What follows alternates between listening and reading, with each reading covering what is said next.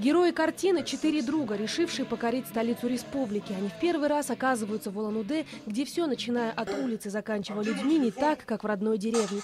Большой город поглощает ребят и многому их учит.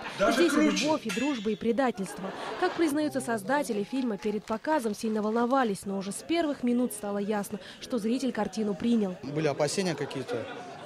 Зритель у нас, особенно бурятский, такой привередливый, придирчивый. Удалось, я думаю, передать атмосферу, да, все вот эти социальные моменты, которые мы затрагиваем в фильме. Мне кажется, нам это удалось сделать.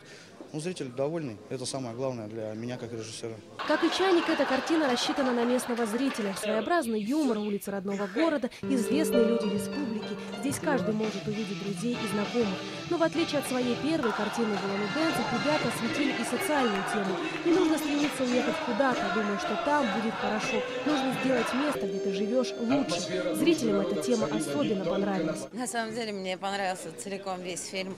Ребята все молодцы. Самое главное, классная сама тема, которая в конце прошла речитативом о том, что классно, чтобы с нашей родины не уезжала молодежь. Вот это классно. Фильм смогут увидеть не только улан-удэнцы. Картину будут также показывать в Иркутской области и Забайкальском крае. Кроме того, есть договоренности с кинотеатрами Новосибирска, Красноярска, Москвы и Петербурга.